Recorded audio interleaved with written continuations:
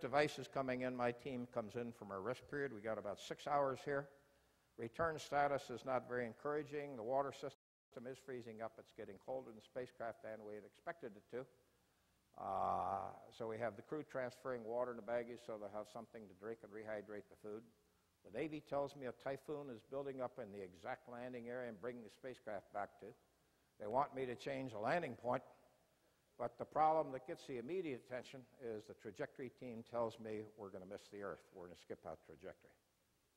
Now, when we fly back to Earth, we have to fly down a 2.5-degree wide cone-shaped corridor. If we come in too shallow, we're going to skip off the Earth's atmosphere and go into an eternal orbit between Earth and Moon. Come in too steep, we're going to burn up in about 45 to 60 seconds, just like the shuttle Columbia did a couple years ago. Now, we have no computer, we have no display system, but we figured out a way to perform a maneuver. We tell the crew to rotate the spacecraft so they can see the Earth outside the two triangular windows in the lunar module. And on these, each window is a gun sight type optics that we use during rendezvous docking and for lunar navigation. We tell the crew to align the y-axis crosshair, which is a horizontal one, on the Earth's terminator, which is the light between daylight and darkness as you view the Earth from space. And in this orientation, the engine will be properly positioned to correct the trajectory. We say to Jim Lovell, Jim, when the engine starts looking through your sighting device at the Earth, you take your hand controller and keep the Earth from moving up and down. And Fred Hayes, on your side of the spacecraft with the backup hand controller, you keep the Earth from moving from left to right. And we tell Jack Swigert to put 14 seconds in his wristwatch, and that is the entire procedure.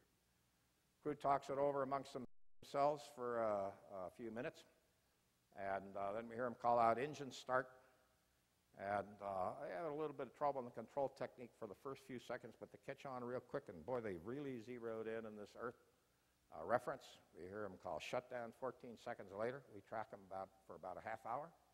Doggone if it didn't work, they're right back within the capture track that we need for Earth entry.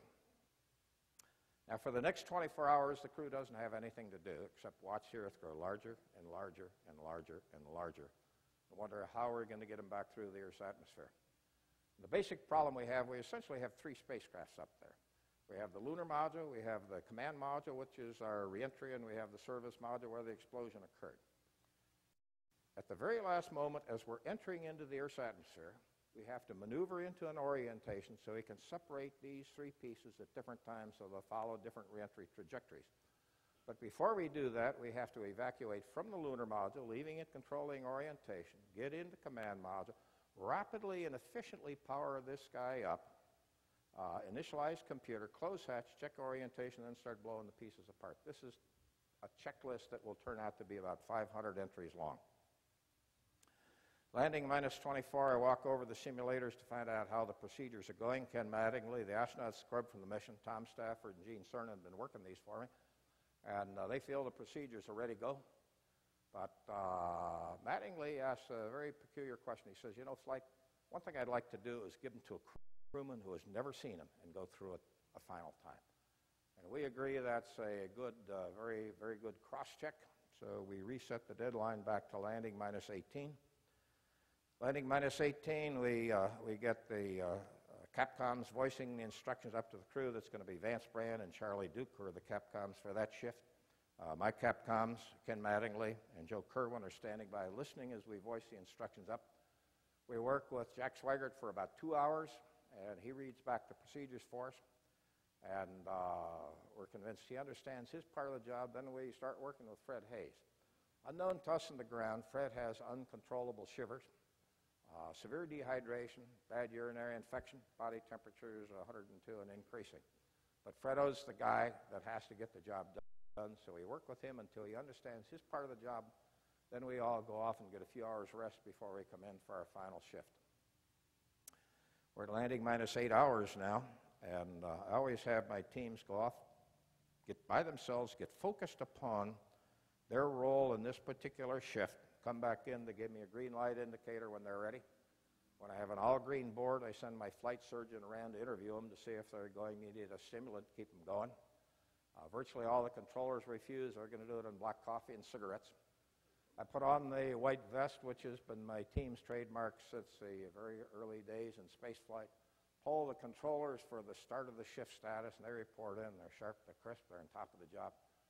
I'm so damn proud of these kids I could croak. Then I get concerned, Nazi adrenaline, we're peaking too soon. Don't even have that luxury. Jerry Bostic, my trajectory controller, comes up to me at the console, leans over, and he says, Flight, I hate to tell you this, we're going to miss the Earth. We must perform an emergency maneuver. Now we have no choice but to use our very precious electrical power, and we're going to have to make adjustments, power profile downstream, but we voice the instructions up to the crew for the maneuver. We get the program 40 loaded on board the limb guidance computer, then we provide the orientation for the maneuver. And throughout this entire period of time, their guardian angel is Joe Kerwin. Joe is the principal communicator through these final 8 hours. And he's a medical doctor. He'll be the first doctor in space on the Skylab 2 mission. And his bedside manner, not only here, but through the remainder of the shift, is absolutely spectacular. Maneuver is completed. Now it's time to jettison the service module. Crew calls off service module jettison, and there's about a 45-second pause as they maneuver into orientation to give us some reports, and then they start, okay, I've got her. The whole side of the spacecraft's missing all the way to the high-gain antenna. The whole side is missing to the base of the engine. And Hayes says, yeah, it looks like it might have got the engine also because there's nothing but a dark brown streak by the injector. And as I'm listening to these reports, I'm thinking about the decision made almost 4 days earlier based on nothing but a gut feeling. And I cannot describe to you how intense that feeling was. And there's several people, several controllers that experienced this, Glenn Lunny in particular. Some point where you've done absolutely the best that you can for your crew and the mission, and it's time to hand over to a higher authority, bring this mission to its ultimate conclusion. We now start powering up the command module. There's water all over inside the spacecraft hanging from the switches, circuit breakers, light bulbs, globs of condensed moisture as big as a silver dollar floating free in the air. And as each one of these systems come alive, the control team's absolutely astounded because the spacecraft was never designed to be put into a deep freeze. Initialized computer, it's integrating the proper trajectory back down to Earth. And now in this final hour, you can feel the emotional content of that room building up because these controllers are sensing victory. But they also know how fragile this victory is. They got to hang in there. And the emotional content of this room peaks at the time we jettison the lunar module because we start speaking to it. And we say, farewell, Aquarius, we thank you. You were one hell of a good ship. And then we blow the explosive bolts. It's going to tumble and disintegrate before it hits the Pacific. Now it's time for me to pull my controllers for the final time to give the go for entry. And just as I start my pull, I'm interrupted. Controller comes to me and he says, Flight, we got to get the crew quick. Battery C's failing. We need power for those parachutes. So we voice the instructions up to the crew to pull this battery C offline, redistribute batteries A and B across the buses so we got powers for the chutes. And it's now time, the entire world's listening to what's going on. It's now time to say adieu to this crew. And the rookie astronaut, Jack Swigert, calls down. He says, you know, all of us up here want to thank you guys down there for the great job you did. And then we get an attaboy from both Lovell and Hayes. We get a little bit of more chit-chat. And then I get a call, Flight. We've had a loss of signal. We're in blackout.